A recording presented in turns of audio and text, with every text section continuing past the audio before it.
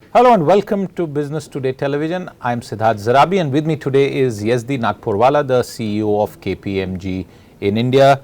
KPMG has just opened yet another new innovation center in Bengaluru and Yezdi is joining us right from there. Welcome to the show, Yezdi.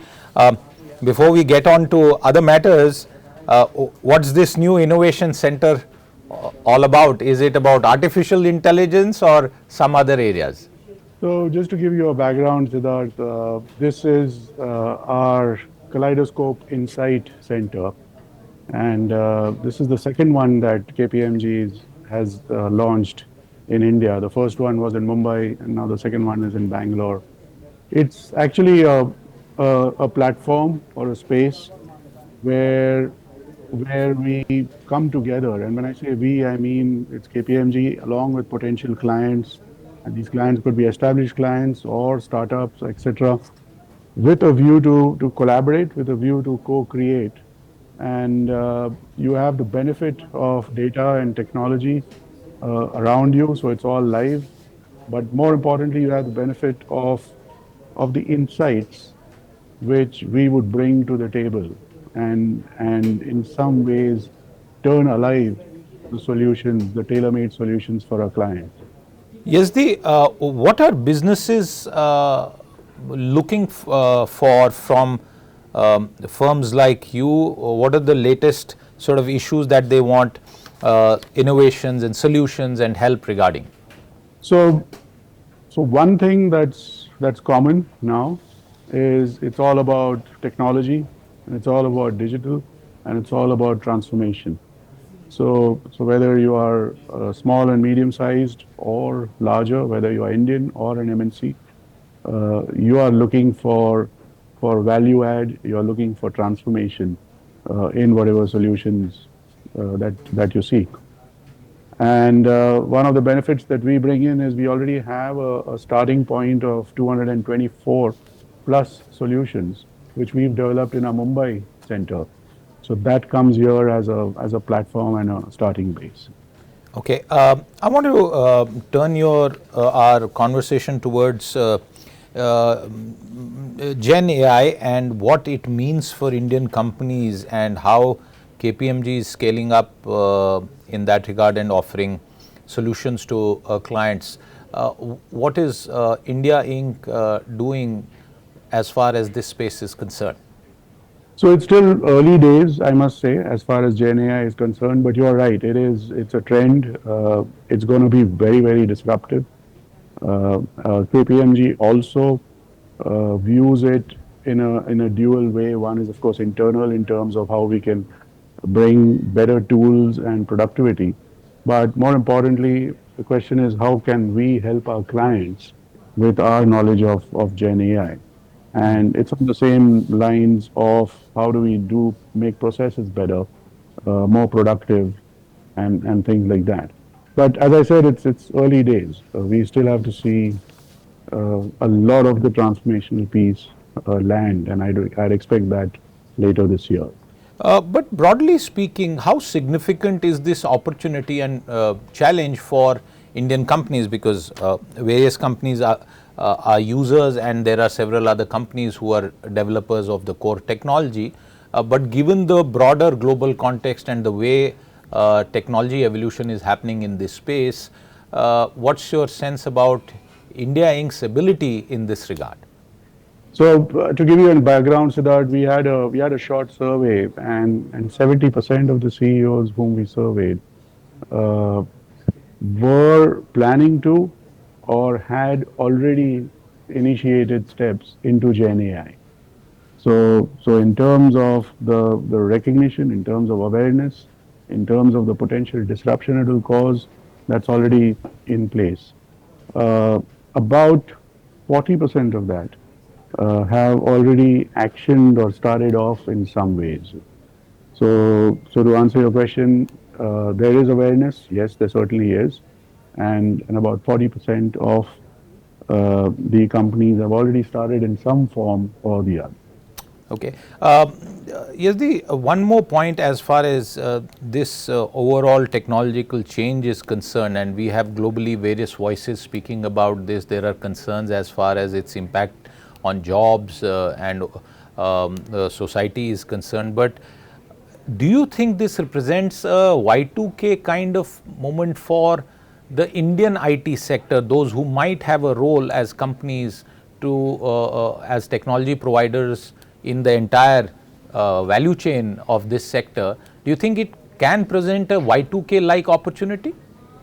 So my view is a little different as far as jobs and people's insecurity is concerned. So you are right, there is an element of insecurity. People in this industry are wondering at this juncture that with all of this automation and things like that, will I lose my job? Uh, Personally, I don't think so. Personally, I feel that there's going to be a better way of doing things, and there's going to be a faster and a more productive way of doing things, which also means you can do much more in that given amount of time. So that's how I view it. But as far as consulting firms are concerned, do you think the world of consulting also will be deeply impacted? And if so, where do you see these changes panning out over the next few years? So consulting firms, firms like ours, there is this dual implication. One is of course internal, where we are going to have our own newer tools, newer methodology of doing things differently, and our own processes. But more importantly, how we will help clients transform into a different organization itself. So that second piece, it's as I said, it's still early days, but I can see it coming much faster than any other disruption we've had before. One of the other things that this center that I can read about is that it's also displaying state-of-art solutions, even for digital solutions for ESG. What's the road ahead for ESG as far as India is concerned, Yezdi? So India plays somewhat of a pivotal role in ESG. As a nation, our existing government has embraced KPIs, which the larger world we thought we would not. And as long as we stick to those KPIs, we are taking a lead in that. But you're right, there is a huge amount of geopolitical movements globally, which can sometimes distract the attention on ESG. Absolutely, and since you touched upon geopolitical, in fact, right as we speak, we are in the midst of continuing geopolitical flux. And given that context, what's your view on the business sentiment in India? We are in a new financial year. How is it shaping up? What are the trends that you see that will continue to drive growth as far as the corporate sector is concerned, including, for example, the IT sector, which seems to be going through a pretty rough phase currently? So, in a medium term, everything is positive. I don't see that changing at all. But there is a slight temperament of wait and watch at the moment. The wait and watch is also driven by the elections that we will go through. But we are fortunate that our captive consumption is not going to be impacted.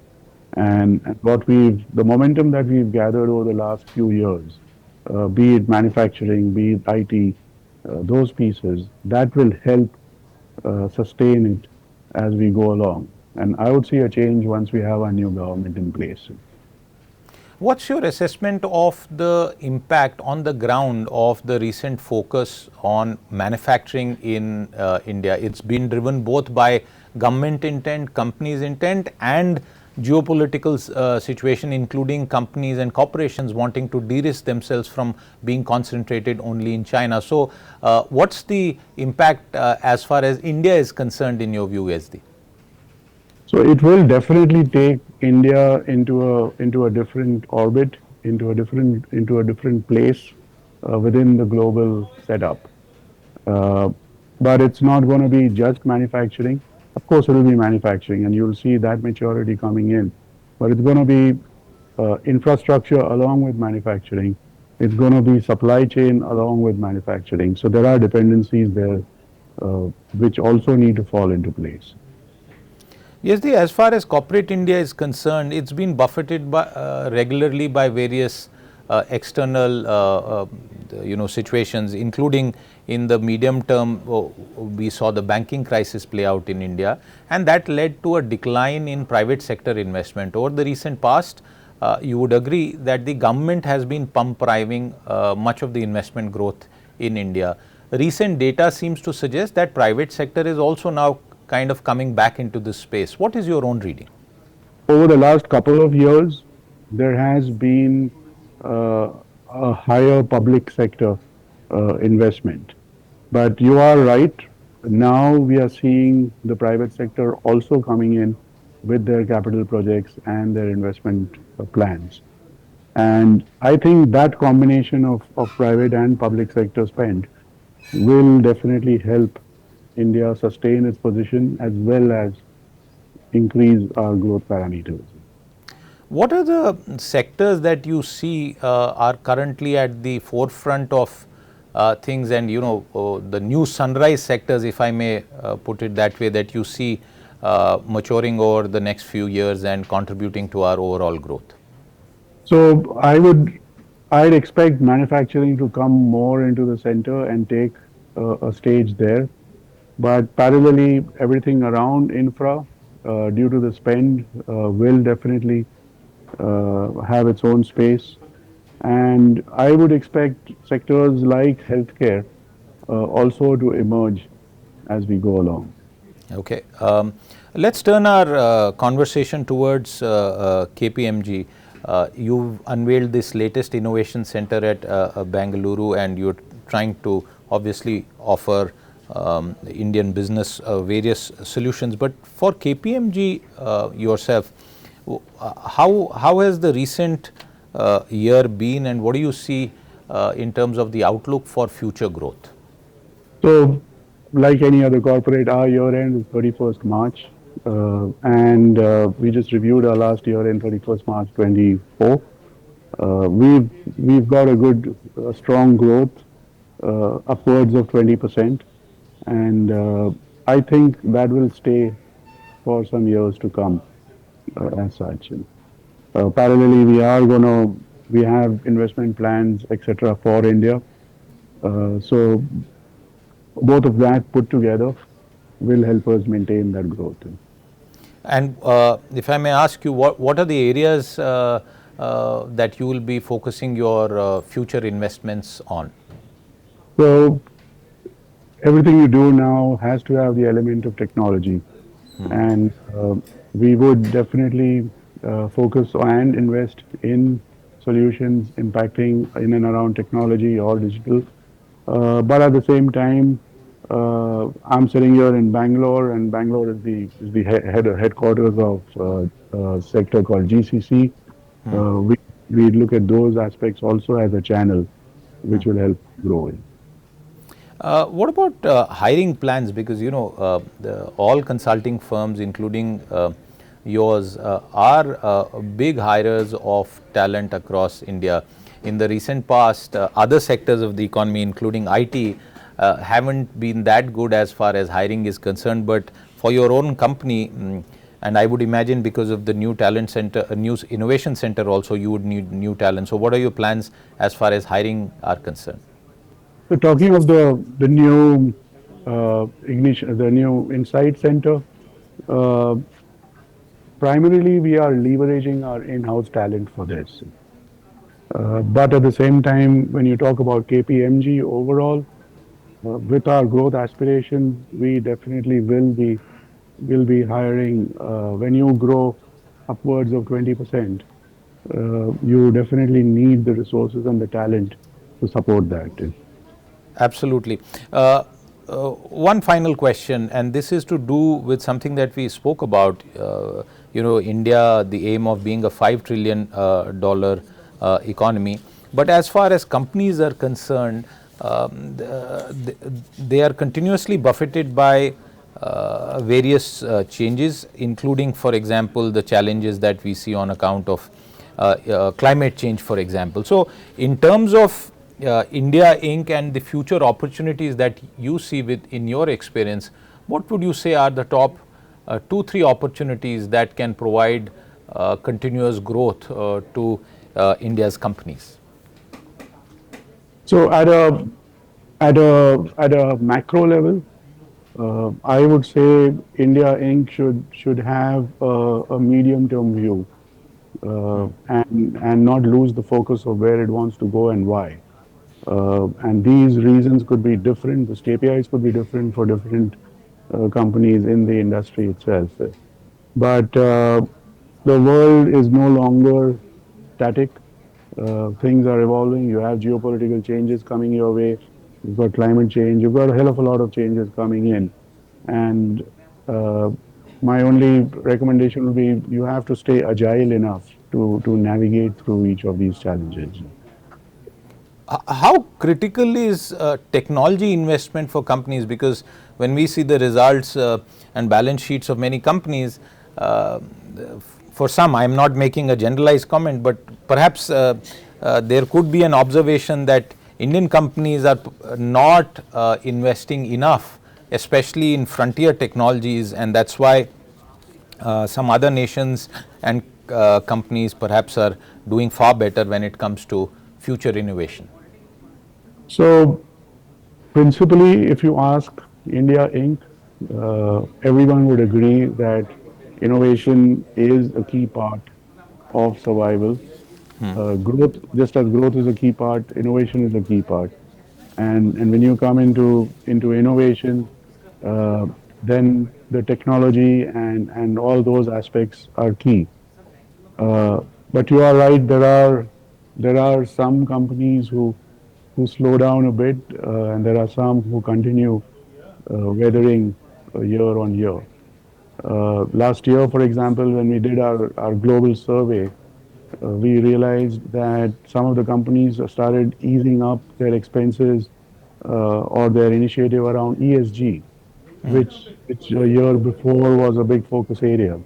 So it does move up and down. The attention that it gets varies year on year, but in the medium term, I would say you would find that they have the right attention. One final point, and this is to do with the upcoming budget. The new government will present a full budget for the year in July. That is on account of the elections, which are the results of which we'll have on the 4th of June. Any priorities that you can identify at this stage, including perhaps on the direct tax front, that is top of mind? So it's difficult to say, Siddharth. It will of course depend on which government comes in and things like that. But I would actually wait and watch for that. Absolutely, and the entire nation will wait and watch for the results. But Yezdi Nagporewalla, thank you very much for your time with us, and all the best for this new innovation center. I'm sure you will continue to add value for business all across India. Thank you very much for your time. And with that, it's a wrap on this interaction with the CEO of KPMG. We'll be back with more. Until then, goodbye.